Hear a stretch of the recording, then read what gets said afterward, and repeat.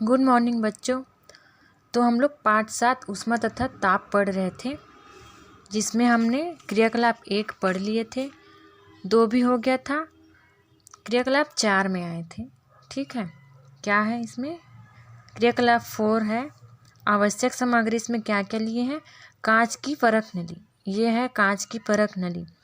एक छिद्र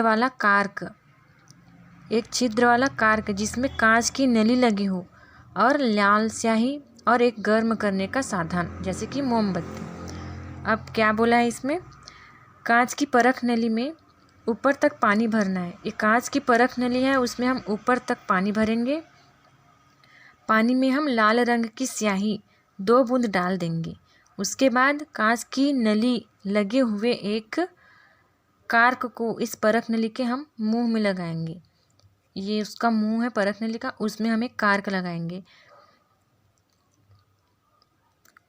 उसके बाद पानी जो है नली में चढ़ जाएगा। नली में पानी के तल पर चिन्ह लगाएंगे। नली में जो पानी का तल है उस पर हम एक चिन्ह लगा देंगे। उसके बाद क्या बोला है? अब परख नली को गर्म करेंगे और नली में पानी के तल पर पुनः चिन्ह लगाएंगे। अब हम उस परख नली को मोमबत्ती की सहायता से हम लोग उसको गर्म करेंगे। उसके बाद नली में पानी के तल पर पुनः चिन्ह लगाएंगे, जिससे नली में जल का तल ऊपर उठता है, और गर्म करना बंद करने पर जल का जो तल है वो नीचे गिरता है। जब हम पानी को गर्म करेंगे तो उसका तल ऊपर उठेगा, और जब हम उसको गर्म करना बंद कर देंगे तो जल का तल जो है वो नीचे उतरता है। इसका क्या कारण है? तो इसका यही कारण है कि ऊष्मा के कारण पानी में जैसा प्रसार होता है, पारे में भी वैसा ही प्रसार होता है। ऊष्मा के कारण पानी में जैसा प्रसार होता है, पारे में भी वैसा ही प्रसार होता है, जिसे हम थर्मामीटर या ताप मापक द्रव के रूप में पारे का उपयोग किया जाता है, और उसे हम थर्मामीटर की सहायता से उसको ज्ञात करते हैं। इसके कुछ उदाहरण हैं ऊष्मीय प्रसार के। पहला है, थर्मामीटर के बल्ब को गर्म जल में डुबाने पर उसका पारा ऊष्मीय प्रसार के कारण ऊपर चढ़ता है। क्या बोला है इसमें? थर्मामीटर के बल्ब को गर्म पानी में हम अगर डुबाएंगे उसको, तो उसका पारा ऊष्मीय प्रसार के कारण ऊपर चढ़ता है। थर्मामीटर को अगर हम निकाल देंगे तो पारा पुनः सिकुड़कर बल्ब में आ जाता है। जैसे यहाँ पर पानी को गर्म करेंगे तो उसका तल ऊपर चढ़ता है, फिर उसको हम ठंडा कर देंगे तो नीचे उतरता है, ठीक वैसे ही। उसके बाद है, मोटर गाड़ियों के इंजन को ठंडा करने के लिए हम उसके रेडिएटर में पानी को ऊपर तक नहीं भरते हैं, क्योंकि इंजन की ऊष्मा से पानी का प्रसार होने के कारण रेडिएटर के टूटने का भय रहता है। क्या बोला है? मोटर गाड़ियों के इंजन में हम मोटर गाड़ियों के इंजन को ठंडा करने के लिए हम उसके रेडिएटर में पानी को ऊपर तक नहीं भरते, क्योंकि इंजन की ऊष्मा से पानी का प्रसार होने के कारण रेडिएटर जो है वो टूटने का डर रहता है। उसके बाद है, गैस में प्रसार। ऊष्मा के कारण हमने धातुओं एवं द्रवों के प्रसार को देखा। अब हम इसे एक क्रियाकलाप से समझेंगे। क्या है? क्रियाकलाप 5। क्या बोला है इसमें? परख नली लिए हैं एक छिद्र वाला कार्क, ये छिद्र वाला कार्क है, ये परख नली है, जिसमें कांच की नली लगी हुई है, ये है कांच की नली, और एक हम गर्म करने का साधन लेंगे, मोमबत्ती। क्या बोला है? कांच की नली लगे कार्क को परख नली के मुंह में लगाना है। कांच की नली लगे कार्क को हम इस परख नली के मुंह में लगाएंगे, ये परख नली के मुंह में लगाएंगे। उसके बाद इस नली के ऊपरी छोर पर एक रबर, ये है रबर की नली लगा देंगे। अब हम इसे उलटकर पानी से भरे हुए बीकर में इस प्रकार रखेंगे कि रबर की नली का बाहर निकला हुआ सिरा पानी के अंदर डूबा रहे। उसके बाद परख नली को हम हाथ से पकड़ के मोमबत्ती से जलाएंगे और उसको गर्म करेंगे। उसके बाद परख नली की कुछ हवा बुलबुलों के रूप में पानी में से होकर निकलती है। परख नली की कुछ हवा बुलबुलों के रूप में पानी से होकर निकलती है। हवा के बुलबुले निकलने का कारण क्या है? जिसे जिसे हम इसमें ज्ञात करेंगे इस क्रियाकलाप से। अब परख नली को गर्म करना बंद कर देंगे। उसके बाद ठंडी होने के कारण परख नली की हवा सिकुड़ती है। अगर हम इसको ठंडी करेंगे तो ये सिकुड़ जाएगी और गर्म करेंगे तो वो बुलबुले निकलता है पानी का, और उसका स्थान लेने के लिए पानी ट्यूब में से होता हुआ परख नली में आने लगता है। गैस में ऊष्मीय प्रसार को निम्न उदाहरण से हम इसको समझ सकते हैं। क्या बोला है? एक बोतल के मुंह में फुग्गा लगाएंगे। ये है बोतल, उसमें हम फुग्गा लगाएंगे बोतल को। उसके बाद हम गर्म पानी के टब में रख देंगे। इसका कारण है बोतल की गैस में प्रसार। जब हम इसको गर्म पानी में रखेंगे तो जो इसका भाप है वो इसमें जाएगा फुग्गा में, जिसके कारण उसमें प्रसार होगा, गैस में प्रसार होगा। उसके बाद दूसरा है, गाड़ियों के टायर गर्मी के दिनों में फट जाते हैं। क्यों फटता है? क्योंकि गाड़ियों के टायर में प्रसार होता है गर्मी के कारण, जिससे उसमें ऊष्मा निकलती है, जिसके कारण वो गर्म होकर फट जाते हैं। उसके बाद तीसरा है, पूड़ियाँ तलने पर और रोटियाँ सेकने पर फूल जाती हैं। जैसे कि हम पूड़ी को तेल में डालते हैं तो तेल बहुत ज़्यादा गर्म रहता है, जिसकी वजह से रोटी फूल जाती है, क्योंकि उसमें गैस का प्रसार होता है। उसके बाद है, इस प्रकार हमने देखा कि ऊष्मा पाकर ठोस, द्रव और गैस तीनों प्रसारित होते हैं तथा ठंडा होने पर वह तीनों सिकुड़ जाते हैं। ठोस का प्रसार द्रव से कम तथा ठोस का जो प्रसार है वो द्रव से कम होगा तथा गैस का प्रसार वो द्रव से अधिक होगा। तो इनके उत्तर दीजिए दिया है। चार प्रश्न है, उसको आप लोग बना कर दिखाओगे और नहीं आएगा समझ तो फिर मैं और बताऊंगी आप लोगों को। उसके बाद हम पढ़ेंगे अवस्था परिवर्तन। क्या बोला है इसमें? प्रकृति में हमारे आसपास के सभी पदार्थ अणुओं से मिलकर बने होते हैं। हमारे आसपास के प्रकृति में जितने भी पदार्थ हैं सभी अणुओं से मिलकर बने होते हैं, जो हमेशा गतिशील होते हैं, गतिमान होते हैं। जैसे कि ठोस में अणु अपनी निश्चित स्थितियों पर नियमित क्रम में जमे होते हैं। जैसे ठोस एक साथ जमे होते हैं, उसी को बोला है एक नियमित स्थिति में जमे होते हैं। ये अणु अपनी माध्य स्थिति के दोनों ओर कंपन करते रहते हैं। अणुओं के बीच जो आकर्षण होती है उसे अंतराणुक बल कहते हैं। अणुओं के बीच जो आकर्षण होती है उसे अंतराणुक बल कहते हैं। माध्य स्थिति को छोड़ने के कारण उन्हें अपनी माध्य स्थिति को छोड़ने की स्वतंत्रता नहीं होती।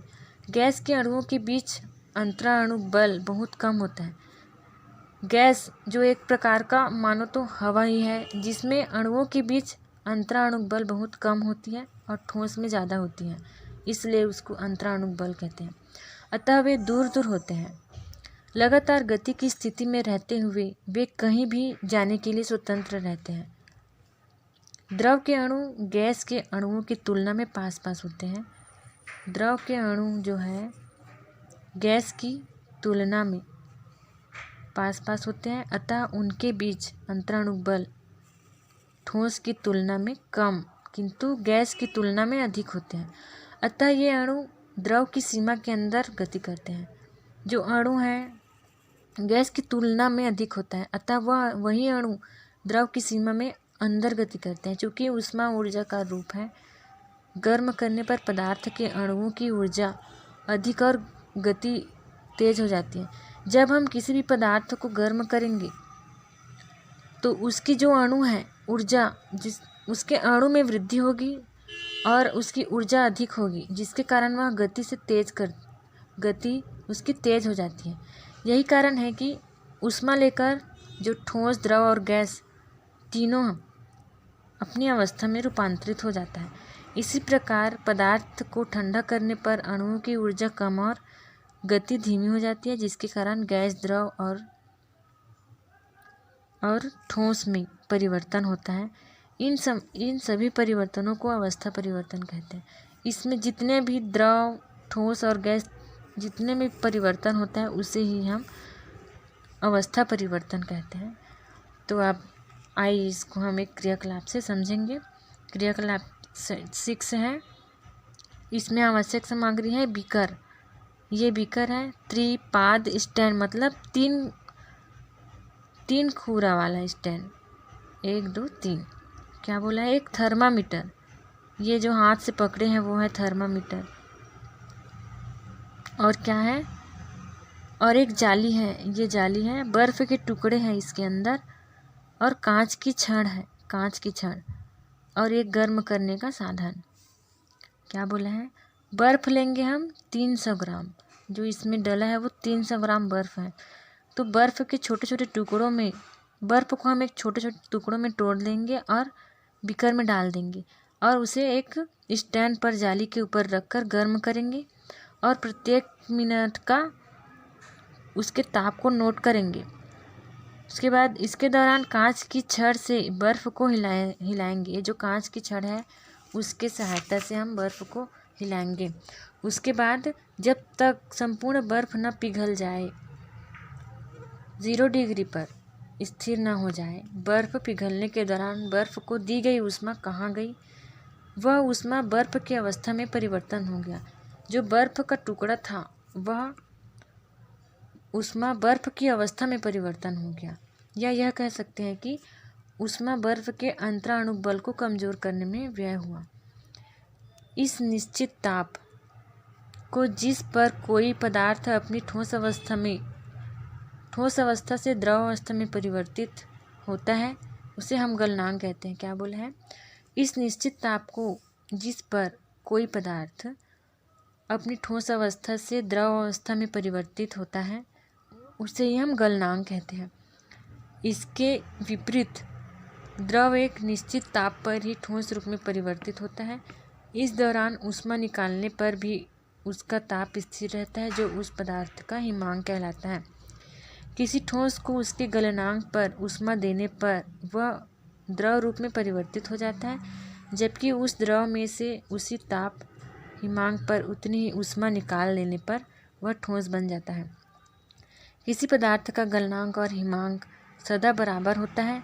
जैसे जल को 0 डिग्री पर ठंडा किया जाता है तो वह जम जाता है, और बर्फ़ को 0 डिग्री पर गर्म किया जाता है तो वह पिघल जाता है।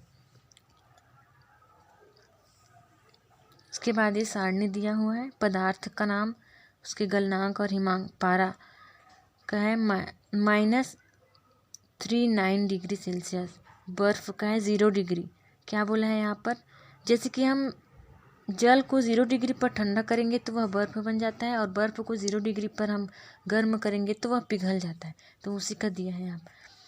अब उसके बाद उपरोक्त क्रियाकलाप में यदि हम जल को बहुत देर तक गर्म करते रहें तो उसका ताप तब तक बढ़ता रहेगा जब तक कि वह उबलना प्रारंभ ना कर दे।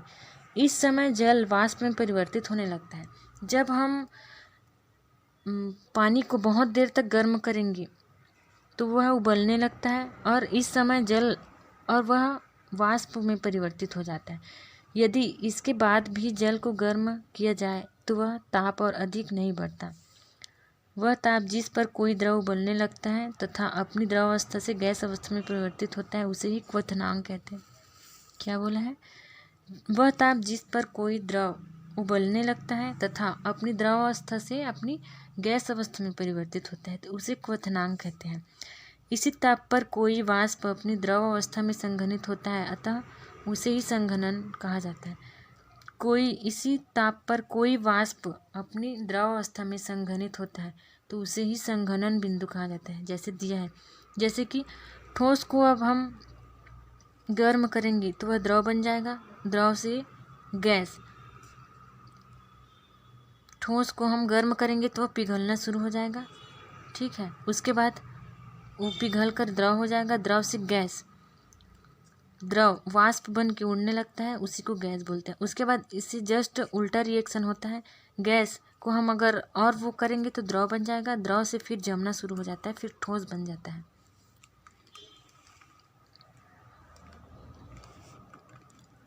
ठीक है, मैं यहीं तक पढ़ा रही हूँ आप लोगों को, और अगर नहीं आएगा समझ तो फिर मैं और बताऊँगी।